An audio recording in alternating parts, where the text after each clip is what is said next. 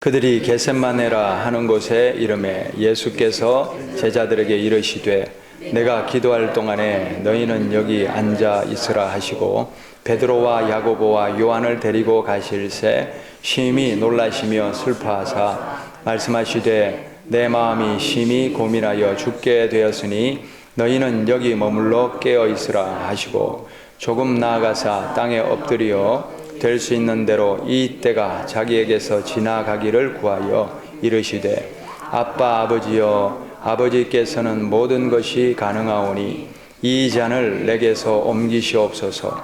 그러나 나의 원대로 마시옵고 아버지의 원대로 하옵소서 하시고 돌아오사 제자들이 자는 것을 보시고 베드로에게 말씀하시되 시몬아 자느냐 내가 1시간도 깨어 있을 수 없더냐 시험에 들지 않게 깨어있어 기도하라. 마음에는 원이로되 육신이 약하도다 하시고 다시 나아가 동일한 말씀으로 기도하시고 다시 오사 보신즉 그들이 자니 이는 그들의 눈이 심히 피곤함이라.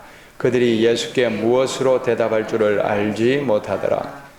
세 번째 오사 그들에게 이르시되 이제는 자고 쉬라. 그만되었다. 때가 왔도다. 보라 인자가 죄인의 손에 팔리느니라. 일어나라 함께 가자. 보라 나를 파는 자가 가까이 왔느니라. 아멘. 오늘 말씀을 통하여 우리 성경에 나타나는 세 가지 장면을 살피면서 하나님을 향한 순종과 헌신, 믿음의 결단을 하나님이 요구하시는 이유가 무엇인지를 한번 살펴보도록 하겠습니다. 첫 번째는 노아 홍수 사건, 노아 사건입니다. 이런 생각을 해봅니다. 하나님께서는 노아에게는 분명한 말씀을 주셔서 노아가 방주를 짓잖아요. 그런데 노아와 함께 방주를 짓던 노아의 아들들 셈과 함과 야벳은 어땠겠습니까? 그들은 어땠겠나? 이런 상상을 해봅니다. 그들이 아버지와 함께 산에다가 방주를 짓다가 하루는 아들 중에 하나가 마을로 내려왔어요. 그랬더니 마을 사람들이 수군거리기 시작합니다. 제가 산에다 방주 짓는다는 그 영감 아들이라며 그러면서 조롱하고 멸시하고 또 욕하고 그런 수군대는 소리를 하지 않았겠습니까? 이 노아의 젊은 아들들은 또래들과 어울리고 싶지 않았겠습니까? 그러나 그들이 상종을 해줬겠습니까? 아마 그들에게 왕따당하고 멸시를 당했을 것입니다. 이렇게 친구들로부터도 또 사람들로부터도 왕따당한 아들들은 아버지에게 끊임없이 묻고 또 물었을 거예요. 아버지, 정말 하나님이 여기다 방주 지어라고 하신 거 맞습니까? 정말 하나님이 홍수로 세상을 심판하신다는 것 맞습니까? 아마 그렇게 또 묻고 물었을 것입니다. 그 아들들의 마음속에 이런 마음도 있었을 것 같아요. 왜 하필이면 우리가 이 짐을 져야 되나? 왜 하필이면 우리 아버지가 선택되었나? 왜 하필이면 내가 이 짓을 해야 되나? 그런 생각이 끊임없이 들었을 것입니다. 그런데 어떻게 보면 우리가 하나님의 말씀을 따르고 순종하고 지키려는 또 하나님의 뜻대로 거룩하게 살려는 우리 모두가 이런 상황에 놓여 있지 않나 그런 생각을 해봅니다. 직장에서 어떻습니까? 직장에서 내가 예수 믿는다 하는 이 예수 믿는다는 표를 내기가 쉽습니까? 점점 어려워집니다. 점점 어려워지고 있습니다. 학교 다니는 우리 자녀들은 어떻습니까? 어느 날 중1 우리 마루가 학교를 갔다 오더니 이런 얘기를 합니다. 아이들과 어울릴 수가 없다는 거예요. 무슨 소린가 들어봤더니 아이들이 뭔가를 얘기하면서 서로 키득키득 웃고 즐겁게 떠드는데 무슨 얘기를 하는가 들어봤더니 게임 얘기만 하는 거예요. 게임 얘기. 이런 게임 저런 게임 얘기하면서 막 웃고 떠드는데 아빠 나는 그 얘기가 왜 재밌는지를 모르겠어요. 자기는 그런 게임을 안 하니까 이해도 되지 않고 어울릴 수도 없고 왜 그 얘기가 재밌는지를 모르겠다는 거예요. 그리고 이제 요즘 아이들 우리가 들어보면 아시겠지만 말끝마다 욕이 나오잖아요. 그 욕으로 서로 대화하는데 거기 못 끼니까 쉬는 시간에도 혼자 앉아 있어야 되고 밥 먹을 때도 혼자 먹어야 되고 이거 어울릴 수가 없는 그런 세상이 되어버렸다는 겁니다. 그러나 우리가 이런 아픔 속에서도 또 어려움 속에서도 또 이런 또 왕따 당하고 사람들에게 외면당하고 이런 속에서도 왜 우리가 이렇게 하나님 편을 또 거룩하게 사는 길을 선택해야만 하는가? 또 나라가 어수선하다 보니까 우리가 매일 저녁마다 또 매일 새벽마다 기도하는 게 무엇입니까? 북한 구원, 복음 통일, 거룩한 나라 대한민국 회복시켜 주시옵소서. 날마다 기도하고 있습니다. 그런데 이렇게 기도하면서 왜 내가 이렇게 기도의 짐을 져야 되나? 그런 생각이 들 수도 있습니다. 끝이 보이지 않는 것 같아요. 벌써 우리가 매주 목요일 날 통일광장 기도회, 나라와 민족을 위한 통일광장 기도회를 시작한 게 2014년 3월입니다. 그때는 한 3년만 하면 통일될 줄 알았어요. 근데 벌써 몇 년이 됐습니까? 끝이 보이지 않는 것 같습니다. 힘듭니다. 하지만 우리의 이 기도하게 하시는 하나님이 역사하고 계시니 꿈과 같은 복음 통일이 반드시 이루어질 줄 믿습니다. 하나님이 우리 대한민국도 새롭게 거룩하게 능력 있게 살아나게 하실 줄 믿습니다. 이렇게 외롭고 힘들고 녹록지 않습니다. 그런데 우리는 이런 상황들, 직장에서나 학교 생활에서나 또 예수 믿는 믿음을 지키는 일에서나 도대체 어떻게 해야 하는가? 예수 믿는 표를 내지 말고 살아야 하는가? 기도를 포기해야 되는가? 아니면 예수 믿는 것조차 포기해야 되는가? 갈등이 생길 수 있습니다. 예수님을 믿는다는 것, 또 예수님의 말씀대로 실천하며 그대로 따라 산다는 것, 정말 고단한 일입니다. 방주를 짓던 바로 그 셈과 함과 야벳이 이런 마음이 아니었겠습니까? 힘들었을 거예요. 외로웠을 거예요. 하나님의 분명한 말씀이 아니었다면, 또 그때그때마다 계속해서 하나님이 말씀으로 확인시켜 주시지 않았다면 수십 년, 거의 100년 가까이 되는 그 방주 짓기는 결코 이루어질 수 없었을 것입니다. 자, 이렇게 고민하던 어느 날 이런 깨달음이 왔습니다. 무슨 깨달음이냐? 그러면 하나님이 방주를 왜 짓게 하셨냐? 왜 방주를 짓게 하셨냐? 누구를 위하여 방주를 짓게 하셨냐? 하는 것입니다. 하나님을 위하여 짓게 하셨을까요? 그 방주에 하나님이 타시려고 지으셨을까요? 아니지요. 누구를 위하여? 바로 그들을 위하여. 노아와 셈과 함과 야벳 너희들을 위하여. 그들을 살리려고 하나님이 방주를 지어라 하셨습니다. 하나님께 방주가 필요해서 그들을 들볶은 것이 아니더라 하는 것입니다. 하나님을 위해서 우리가 왕따 당하고 외톨이가 되고 또 고생을 하는 것 아닙니다. 하나님을 위해서 우리가 잠 못 이루고 금식하고 기도하는 것, 그것도 아니더라. 우리가 하나님의 나라와 의를 구한다고 하지만 결국 누구를 위함인가? 바로 우리들에게 필요하니까, 우리들이 살아야 하니까. 결국 알고 보니까 하나님이 방주를 지어라 하신 이유는 그들을 살리려고, 우리를 살리려고. 하나님이 방주를 지어라 하십니다. 하나님이 다음 세대를 살려라 하십니다. 하나님이 기도하라 하십니다. 이렇게 다그치시는 이유는 결국 하나님을 위한 것이 아니라 우리를 위한 것, 우리를 살리려 하심인 줄 깨달으시기를 바랍니다. 두 번째 사건입니다. 엘리야와 과부 사건인데요. 열왕기상 17장에 보면 가뭄으로 굶어 죽을 위기에 처한 선지자 엘리야를 살리기 위하여 하나님이 어떤 곳으로 보내는데 사르밧에 있는 한 과부를 찾아가라 합니다.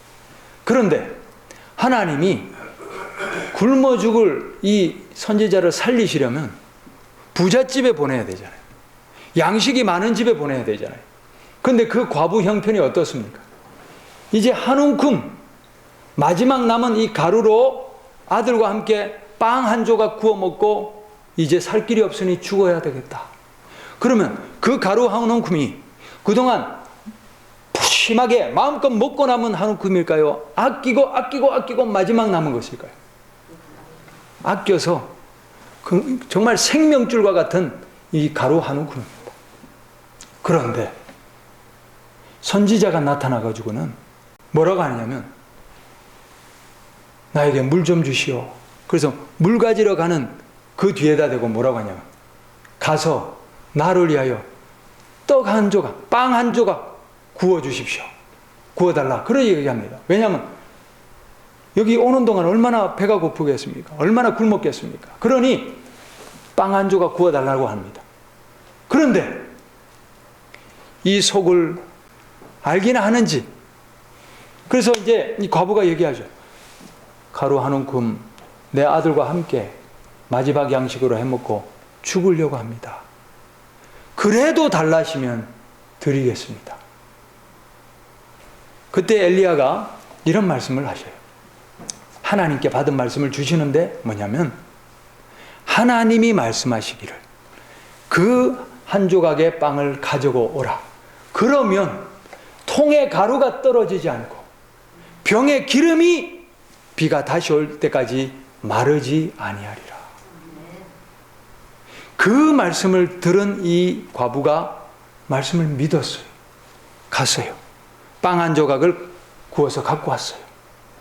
그랬더니 어떻게 됐습니까? 정말 통의 가루가 끊어지지 않고 병의 기름이 마르지 않는, 그래서 엘리야와 이 가족이 비가 올 때까지 풍성한 양식을 먹을 수 있는 하나님이 기적을 보여주셨습니다.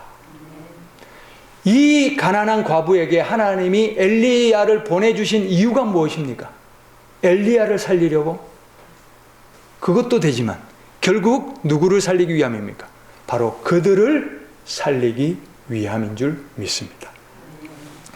때로는 하나님이 우리에게 이해할 수 없는 요구를 하실 때가 있습니다. 나도 부족한데, 나도 모자라는데 이것이 마지막인데요. 그런데 하나님이 때로는 그것까지도 내놓으라 하실 때가 있다는 거예요. 내 마지막 시간도, 내 마지막 호흡도, 내 마지막 가진 전부도 요구하실 때가 있더라 하는 것입니다. 그런데 그렇게 헌신하라는 것은 하나님께서 우리를 힘들게 하고 우리의 것을 빼앗기 위함이 아니라 우리를 살리기 위함인 줄 믿으시기를 바랍니다. 믿음을 보시는 거예요. 그 과부의 믿음을 보신 거예요. 하나님의 말씀을 믿고 순종하였을 때, 마지막 생명줄과 같은 그것을 내놓았을 때 하나님이 놀라운 은혜를 부어주신 것입니다. 우리가 하나님께 드리는 이 시간의 헌신, 또 물질의 헌신, 기도의 헌신, 또 하나님을 향한 봉사와 헌신이 내 가정과 내 교회와 내 나라와 민족을 살리는 마중물이 될 줄 믿습니다. 할렐루야. 세 번째 사건입니다. 예수님의 겟세마네 기도 사건입니다. 오늘 본문에 보니까 예수님이 특별히 사랑하시는 세 제자를 데리고 겟세마네 기도하러 가셔서 부탁하십니다. 내 마음이 심히 고민하여, 이렇게 됐습니다. 고민하여, 원문에 보니까 헬라 말에는 슬퍼 이런 뜻입니다. 내 마음이 너무나 슬퍼 죽게 되었으니 너희는 여기 머물러 깨어 있으라, 이렇게 부탁하십니다. 자, 이렇게 예수님이 부탁하셨는데 기도하고 왔더니 제자들이 뭐 하고 있습니까? 자고 있습니다. 자고 있습니다. 피곤할 수밖에 없죠. 왜냐하면 하루 종일 전도 사역에 여기저기 뛰어다니며 헌신했습니다. 그리고요, 그 저녁에는 6월절 만찬, 최후의 만찬 준비하느라 바쁘게 분주하게 또 준비했습니다. 그러고 나서 이 늦은 시간에, 이 밤에 깨어서 기도하라 하니 몸이 말이 듣지를 않습니다. 체력적 한계죠. 그런데 예수님이 피곤한 줄 몰라서 깨어 기도하라 하셨을까요? 아닙니다. 피곤한 것은 알지만 지금은 피곤함을 깨뜨리고 기도해야 할 때다. 왜냐하면 지금 다급한 일이 몰려오고 있다. 지금 기도해야 할 매우 중요한 때다. 지금 영적으로 중요한 싸움을 해야 된다. 그러니 기도해라. 깨어 기도하라. 당부하신 거예요. 자, 그런데 여기서도 우리가 조금 더 깊이 들어가 봅시다. 예수님이 제자들들어 기도하라 하신 것은 무엇 때문일까요? 예수님이 죽을 지경이니 예수님을 위하여 중보기도 해달라, 그런 부탁이라고 생각할 수 있습니다. 자, 그런데 그것이 아니라 38절을 봅시다. 38절에 그 이유가 나옵니다. 뭐라고 말씀하십니까? 시험에 들지 않게 깨어있어 기도하라. 아멘. 누구를 위하여 기도하랍니까? 나를 위하여 기도해달라가 아니죠. 너희들이 시험에 들지 않도록 너희들을 위하여 깨어 기도해야 된다. 예수님은 그들을 위하여 기도하라고 말씀하십니다.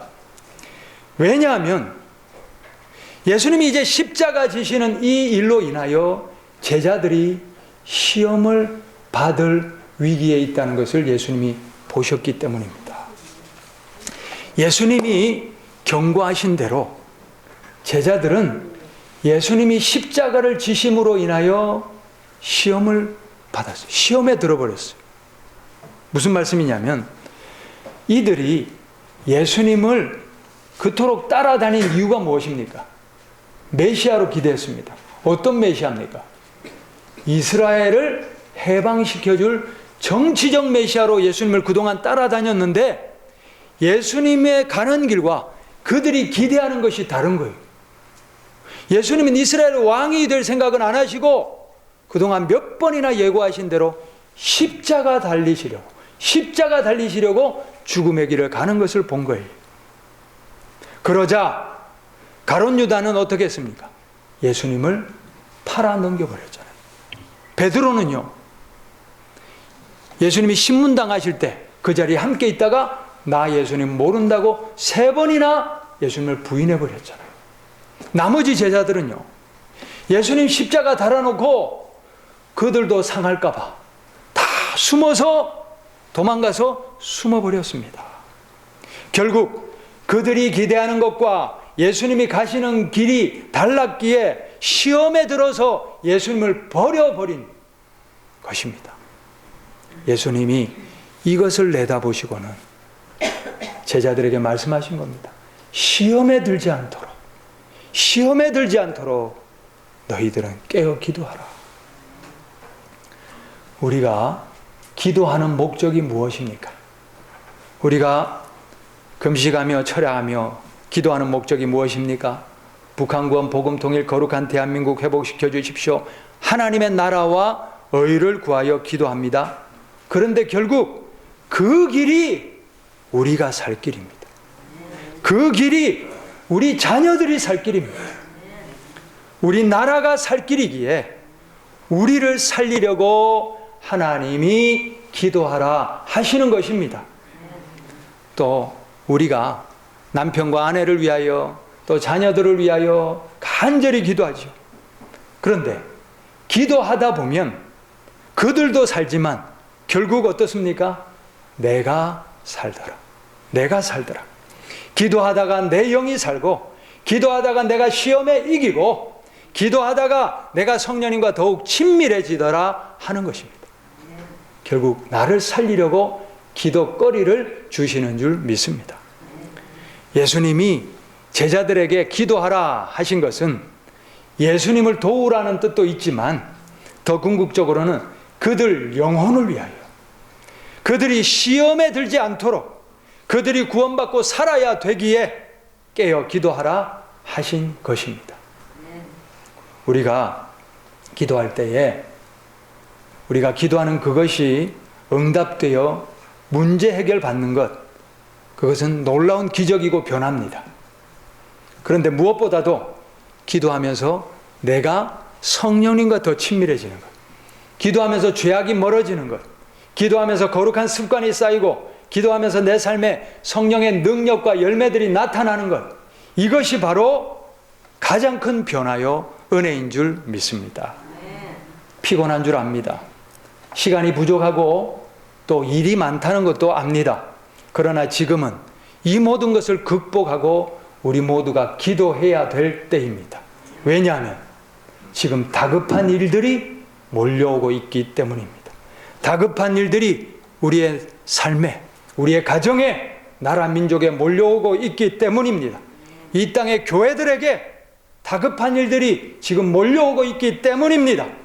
지금은 영적으로 사느냐 죽느냐 기로에 서 있습니다. 매우 중요한 싸움을 하고 있습니다. 그렇기 때문에 예수님이 우리더러 기도하라 하시는 것입니다. 지금 중국의 시진핑이 이제 미국과의 경제, 무역 전쟁에 밀리면서 지금 갑자기 북한의 김정은을 만나자고 콜을 했습니다. 그래서 내일이나 뭐 20일, 21일 어간에 이제 만난다는데, 이것을 위해서 우리가 기도를 많이 해야 됩니다. 지금 왜 만나겠습니까? 뭔가 이 중국이 트럼프를 이제 G20 회담을 앞두고 뭔가 트럼프를 만나기 전에 무슨 카드를 내놔야 되기 때문에 이제 시진핑이 만나자고 하는 것일 거거든요. 그러면 아마 김정은을 만나서 완전 비핵화와 이런 것들을, 그 카드를 받아내서 가지고 갈 가능성이 큽니다. 그러면 이 여러 가지 상황들이 지금 우리가 그토록 기도하는 한반도의 복음 통일을 여는 그런 단계들로 갈 수 있다는 것을 우리가 기억해야 될 줄 믿습니다. 지금 시진핑이 어떤 결정을 하느냐, 어떤 선택을 하느냐가 지금 진짜 한 끝이잖아요. 요 선택이 트럼프의 마음을 어떻게 움직이느냐, 어떤 쪽으로 흘러가게 하느냐, 아주 중요한 때 있습니다. 자, 사람의 마음이 자기 자신이 경영하는 것 같지만 그 마음을 주장하시는 분은 우리 하나님이신 줄 믿습니다. 이 열강들의 통치자들의 마음을 주장하셔서 우리가 그토록 기도하는 북한권 복음통일 거룩한 대한민국의 회복의 길로 나아갈 수 있도록 우리가 이 어간에 바짝 더 기도해야 될 줄 믿습니다.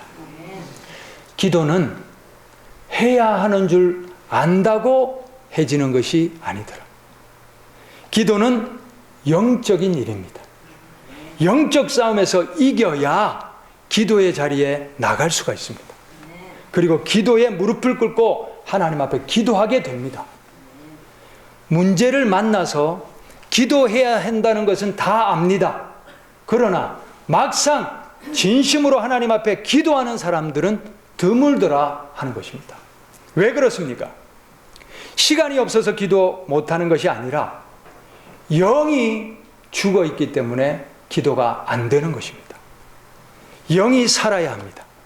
영을 살리는 길은 기도에 순종하고 하나님 앞에 무릎 꿇고 하나님 앞에 살려달라고 간구하는 길밖에 없습니다. 기도는 아는 것이 아니라 하는 것입니다. 하는 것이다. 우리가 의지적으로, 의도적으로 반드시 시간을 내어 기도에 힘쓰시기를 바랍니다. 기도는 가장 나약한 행동 같지만 기도하면 하나님이 움직여주시는, 기도는 가장 강력한 행동이라는 사실을 기억하시기를 바랍니다. 한 사람의 기도로 나라가 움직일 수 있어요. 한 사람의 기도로 역사가 바뀔 수 있다는 것입니다. 예수님이 왜 사력을 다하여 기도하십니까? 예수님 정도면 기도 안 하고도 넉넉히 이기실 텐데 왜 예수님이 그토록 사력을 다하여 기도하시나 가만히 들여다봤더니 예수님도 하나님과의 친밀함의 끈을 놓지 않으시기 위하여 기도하시더라 하는 것입니다. 우리가 다니엘서를 보면 다니엘이 다른 신들에게 예배하면 그 사자굴 속에 던져 넣는다고 왕의 조서에 도장, 어인이 찍힌 줄 알고도 예루살렘을 향하여 하루 3번씩 기도하기를 쉬지 않았다 그랬습니다. 왜 목숨 걸고 다니엘이 그렇게 기도합니까? 그렇게 기도해야 나라가 사니까. 잃어버린 나라, 무너진 나라가 사니까. 그리고 그렇게 기도해야 포로로 끌려와 있는 이 땅에서 자신의 거룩함을 지킬 수 있으니까. 그래서 기도한 것입니다. 기도가 살 길인 줄 믿습니다. 기도가 시험을 이기는 길이요, 기도가 내 영을 살리는 길이고, 기도가 우리의 가정과 나라 민족을 살리는 길인 줄 믿습니다. 우리 모두 깨어서 기도할 수 있기를 바랍니다. 지금이 기도해야 될 매우 긴박한 때입니다. 예수님이 우리더러 기도하라 하십니다. 기도로 시험을 이기라고, 기도로 마귀를 멸하라고, 기도로 내 영이 살고, 기도로 가정 살려내고, 기도로 나라 민족 살려내라고 기도하라 하시는 줄 믿습니다. 말씀을 맺습니다. 방주를 짓는 일, 고단한 일입니다. 왕따 당하고 외로운 일이었습니다. 그럼에도 방주 지어라 하십니다. 왜요? 너희들이 살아야 되니까. 과부를 찾아간 엘리야, 그들의 마지막 양식이지만 내놓으라 합니다. 왜요? 그래야 너희들이 사니까. 하나님이 우리의 마지막 헌신까지도 요구하실 때 기꺼이 하나님 앞에 내어드립시다. 그 길이 내 영이, 우리의 가정이, 우리의 삶이 살아날 길인 줄 믿습니다. 예수님이 겟세마네 동산에서 제자들더러 깨어 기도하라 하십니다. 왜요? 그래야 너희들이 사니까. 피곤해도 극복하고 기도해야 시험을 이기고, 힘들어도 기도해야 내 영이 살고, 답답해도 기도해야 응답이 오고, 끝이 보이지 않아도 기도해야 나라와 민족의 살 길이 열립니다. 하나님이 다그치시는 이유는 우리를 살리기 위함인 줄 알고 희생과 수고와 헌신에 순종하시며 또 기도에도 순종하시어 하나님께도 승리, 나에게도 승리를 경험하며 살아갈 수 있는 우리 모두가 될 수 있기를 간절히 바랍니다.